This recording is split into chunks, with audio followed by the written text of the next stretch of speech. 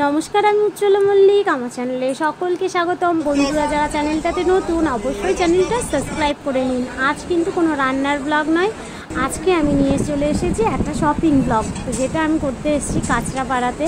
কাঁচরাপাড়া কিন্তু একটা ইমোশন, এখানে আমার মামার বাড়ি প্লাস আমার শ্বশুর বাড়িও বটে। আমি যেহেতু হবিপুরেই থাকি তো আমি কাঁচরাপাড়াতে বেশি মানে কেনাকাটাটা করতে আসি। এই যে চলে এসেছি মামা মামির সঙ্গে।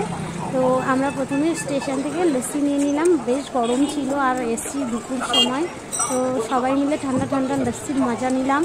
এবার আমরা চলে যাচ্ছি শপে, আর এই যে এখান থেকে চশমা নিয়ে নিলাম আর চলে গেলাম। এরপরে আমরা বিমল শাড়ি সেন্টারে, সেখান থেকে আমরা কিছু লেহেঙ্গার কালেকশন দেখে নিলাম।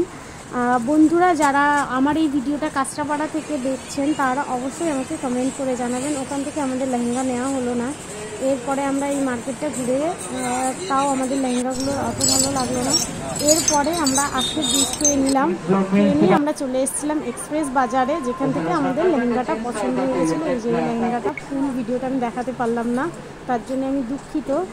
এবার আমাদের সব কেনাকাটা হয়ে গেছে, আমরা এখানে বিলিং করে নিলাম, তাও বিলিং করা হয়ে গেছে। এবার আমরা বাইরে বেরিয়ে যাব।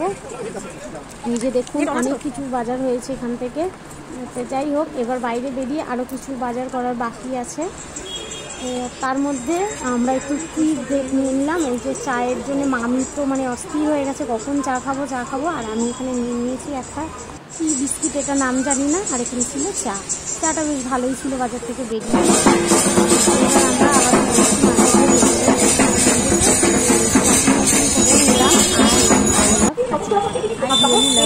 এবার আমরা আবার আমরা বাড়ির দিকে রওনা দিয়েছি, আর স্টেশন থেকে নিয়েছি কিছু স্ন্যাক্স আর ফুলকি, যেটাকে এনে বসে আমরা ছিলাম।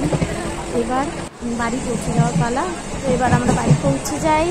বাই বাই কাঁচরাপাড়া, ফিরে আসবো আবার নতুন ভিডিও নিয়ে। সকলে ভালো থাকবেন, সুস্থ থাকবেন, টাটা।